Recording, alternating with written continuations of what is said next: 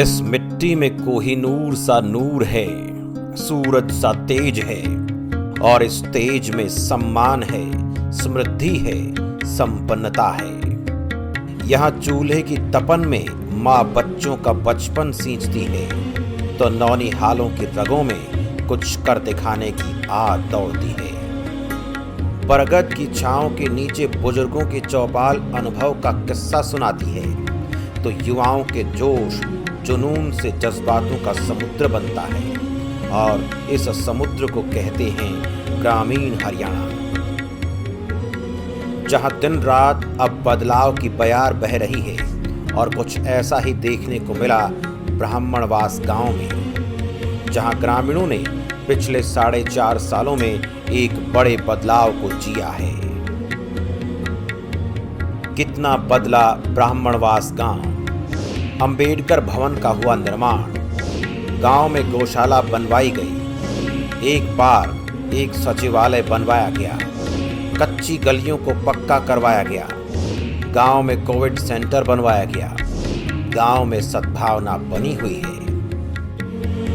हमने एक तो हरिजन चौपाल का निर्माण करवाया है, एक अंबेडकर भवन का निर्माण करवाया है, 4 खेतों के रास्ते बनाए हैं, गौशाला का निर्माण करवाया है सरकार की हिदायत अनुसार, जिसमें हमने अपनी पंचायत से 1 करोड़ रुपए लगाया है एफडी तोड़वा के। और जी एक पार्क का निर्माण करवाया है, एक सचिवालय का निर्माण करवाया है, और गांव की जो गलियां कच्ची थी वो पक्की करवाई है इंटरलॉकिंग की। जो हमने वायदे किए थे हमने उससे ज़्यादा किया है, डबल काम किया। स्टेडियम है 5 एकड़ का, जिस पर नाजायज कब्जे होंगे इलेक्शन में, मैं सिर्फ वो काम पूरा नहीं कर पाया। उसमें मेरे पास पैसे भी हैं, हमारे पास 25 लाख रुपए पड़े हैं। अगर सरकार हमें इजाज़त दे तो हम ये पीछे 5 किले पड़े हैं, वो नाजायज कब्जे होने से बच जाएंगे और उसकी 4 दीवारी हो जाए, अगली पंचायत स्टेडियम बना लेगी। विकास का काम तो ब्राह्मणवास में दरअसल पहले ज़मीन एक्वायरमेंट में गई थी, तो उसकी एफडी थी, तो उससे जितना भी बन पाया है लगभग ज़रूरत का ज़्यादातर काम हमने करवा दिया। पढ़े लिखे हैं, आधी बात बगैर समझाए ही समझ में आ जाती है। जो अनपढ़ थे, कम पढ़े लिखे थे, उनको बार बार किसी चीज़ के लिए बताना पड़ता था। अब ये अपने आप ही प्लानिंग वगैरह, ट्रेनिंग वगैरह लेके अपने गांव के जो विकास के काम हैं उन पे खुद भी अपना ध्यान, खुद भी गांव का ध्यान ज़्यादा अच्छे से रख सकते हैं। अपने सामान्य जीवन में व्यस्त ब्राह्मणवास गांव के लिए भी पूरी दुनिया की तरह कोरोना एक चुनौती बनकर सामने आया। ऐसे में समय रहते बिना देर किए ब्राह्मणवास गांव के सरपंच ने ग्रामीणों के साथ मिलकर कोरोना से लड़ने की पूरी योजना तैयार की। पूरे गांव को समय समय पर सैनिटाइज किया गया, फ्री में राशन, पके हुए भोजन और मास्क की व्यवस्था की गई, और सबसे अहम प्रवासी मजदूरों का पूरा ध्यान रखा गया। लेकिन इस पूरी लड़ाई में ब्राह्मणवास गांव का अहम हथियार एक शिक्षित पंचायत और सरपंच थे। ऑनलाइन व्यवस्था होने की वजह से सोशल मीडिया के माध्यम से दूरियां बनी रही और सबके सहयोग से काम होता रहा, और शायद यही वजह रही कि ब्राह्मणवास गांव की पंचायत ने कोरोना रिलीफ सीएम फंड में 1,51,000 रुपए की बड़ी राशि का दान किया।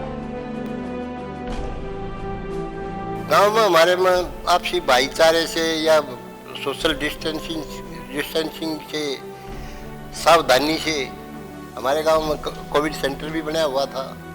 लोगों की सूझबूझ से इस खतरे को टाला है। गांव में 3 बार सैनिटाइजर की करवाया, हर घड़ी में, हर घर में सैनिटाइजर करवाया, और जब भी कोई दिक्कत, किसी का बुखार होया, उस घर को विशेष रूप से सैनिटाइजर करवाया। लोगों ने मैंने इसमें पूरा सहयोग किया है।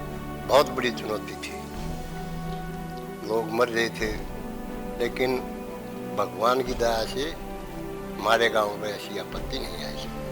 हमने भी दिया है 1,51,000 रुपये DC रिलीफ फंड में दिया है कोरोना के लिए। सोच यही थी कि भाई जो आदमी बीमार हैं या जो दुखी हैं उनकी कोई मदद हो जाए, जितना हमारे जो उसके उतना किया। कोरोना महामारी में लोगों को जागरूक किया, बार बार सैनिटाइज, गांव को सैनिटाइज करवाया। और बल्कि हमारे यहाँ तो ब्राह्मणवास में तो ये क्वारंटाइन सेंटर भी बना हुआ था, वहाँ भी हमने बार बार लोगों की सुविधा के लिए काफ़ी प्रयास किया। ये सैनिटाइज वगैरह उनको दिया, संस्था वालों को सहयोग दिया और गांव वालों ने भी मदद की, सहयोग किया, पूरा सहयोग रखा। गाँव परेशानियाँ आई, लोग जो गांव में एक परंपरा होती है, पहले तो ज़्यादा होया करती, बैठकी होया करती, अब कम रहेगी, परंतु वहाँ भी जगह जगह बैठकों में जाके जो लोग हुक्का पी रहे थे, ताश वगैरह खेल रहे थे, उनको बताया कि भाई ताश हुक्के से मुंह में यहाँ लगाते हैं तो दिक्कत आएगी, दूसरे के जाएंगे तो सिस्टम जा सकते हैं। तो लोगों में भी टीवी के माध्यम से भी जागरूकता आई, पंचायत ने भी अपने तरफ से हमने प्रयास किए, लोगों को जागरूक किया। तो काफ़ी शुरू में ज़्यादा परेशानी आई, उसके बाद में लोग खुद भी जागरूक हो गए। हाँ, उसमें बस मैं भी इसमें अपने संगठनों में काम करता हूँ, तो मुझे महसूस हुआ कि इसमें सरकार की भी कुछ मदद की जाए। तो मेरी पंचायत के सदस्यों से बात हुई, सरपंच की और मेरी, फिर प्रशासनीय अधिकारियों से, BDO साहब से, DDPO से, DC साहब से बात हुई, तो वो सहमत हो गए। नहीं ठीक है, 1,51,000 का हमने दान दिया। कहते हैं समय के साथ बदलाव भी जरूरी है, और समय रहते वक्त का पहिया घूमा तो सुरमई शोभा में हर ग्रामीण खुद के सपनों को संजोने लगा। और इसमें सबसे बड़ा योगदान सरपंच और सरकारी अधिकारियों की आपसी समझ और समन्वय का रहा। सरकारी नियमों का सख्ती से पालन करवाना और सरकार की योजनाओं को गांव-गांव तक पहुंचाने का अहम जरिया सरपंच ही है, जो शिक्षित पंचायत बनने के बाद से और भी आसान हो पाया है। लेकिन आज के युवाओं को भी ये बताना जरूरी है कि विकास कार्य किस दिशा में जा रहे हैं। ऐसे में अपनी चुनौतियों पर फतह हासिल करते ग्रामीण भारत को ऑफलाइन से ऑनलाइन किया गया, जिसे एक क्लिक में कहीं से भी देखा जा सकता है। इसमें जो लोकल पंचायत हैं और हमारा डिपार्टमेंट है, उसका बड़ा अहम योगदान रहा। और इस बात की प्रशंसा राज्य सरकार ने भी की है और केंद्रीय सरकार ने भी की है कि हमारे द्वारा जो प्रयास किए गए उन प्रयासों की सराहना की है। जैसे हमने ज़्यादातर माइग्रेटेड जो मजदूर थे, जो गांव-गांव में फैले हुए थे, उनके राशन पानी की पूरी व्यवस्था रखी और उनको रेलवे द्वारा भेजने का व्यापक प्रबंध किया गया और उनको किसी भी तरीके की कोई भी तकलीफ किसी गांव में नहीं आने देगी, चाहे वह भोजन से संबंधित थी, चाहे उनके रहन सहन से संबंधित थी या उनकी दवा से संबंधित थी। हमारा ये भरपूर योगदान रहा और इसके लिए मैं सभी ग्राम पंचायतों को अपना साधुवाद देना चाहूँगा। काफ़ी दबाव रहा है, शायद ज़िंदगी में पहली बार इस तरीके की मुसीबतों से दो चार होना पड़ा है कि जिसमें विभिन्न फ्रंट पर आपको कोविड के प्रति लड़ना पड़ा, चाहे वो व्यक्तिगत तौर पर हो, चाहे वो सामाजिक तौर पर हो, चाहे वो पारिवारिक तौर पर हो, और या एक ऑफिसर होने के नाते हमारी जो जिम्मेवारी बनती थी उसके तौर पर हो। लेकिन हमने इसे एक चुनौती के तौर पर लिया और भरपूर हमने कोशिश की कि हम इस पर खरा उतरें और सभी के प्रयासों से और सभी के सहयोग से हम उनकी उम्मीदों पर खरा उतरें।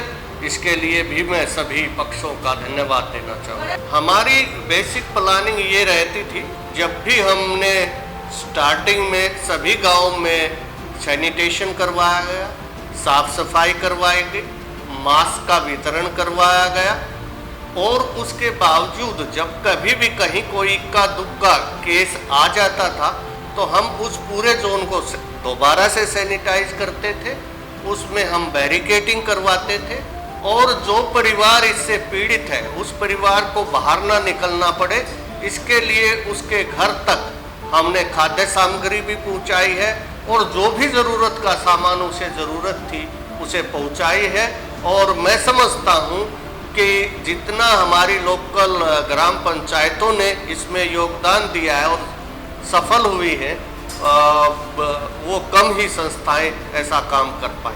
पढ़ी लिखी पंचायतें होने के कारण और युवा होने के कारण उनमें एक ऊर्जा थी और सबसे बड़ी बात वो स्थिति की गंभीरता को समझ रहे थे और साथ साथ हमारे साथ वो पूरा सहयोग कर रहे थे, बल्कि हमारे साथ कंधे से कंधा मिला करके उन्होंने इस कोरोना महामारी से निपटने में हमारी सहायता की। हमारी कुछ ग्राम पंचायतों ने जिनके पास अपने फंड्स अवेलेबल थे, उन पंचायतों ने योगदान भी दिया है, पैसे से भी योगदान दिया है, खाद्य सामग्री से भी योगदान दिया है, हर प्रकार का योगदान दिया है, जिसमें ब्राह्मणवास ग्राम पंचायत ने 1 लाख रुपए मुख्यमंत्री राहत को उसमें दिए हैं। यही सोच थी कि शायद इस दौर में हम इस महामारी के साथ साथ वित्तीय संकट से भी जूझ रहे हैं, चाहे वो सरकार के स्तर पर हो, तो जो भी मदद किसी व्यक्ति विशेष से संस्था से बन पड़ी उसने पैसे से या संसाधनों से मदद करने की कोशिश की और उसी सोच को हम लेकर के आगे चले। कहते हैं संभव है सब कुछ, असंभव कुछ भी नहीं, कर हौसले बुलंद दूर कुछ भी नहीं। कभी कोमल तो कभी पथरीली होंगी राहें, तो बढ़ आगे, क्योंकि भाग्य भरोसे रहने से अच्छा है खुद पर भरोसा कर चलते जाना, मंजिल को छूते जाना। और गांव की खुशहाली ऐसी भरोसे को जता रही है। फिलहाल ब्राह्मणवास गांव की स्थिति आगे ऐसी बनी रहेगी या नहीं, इसका फैसला अब आने वाले पंचायत चुनाव में होगा।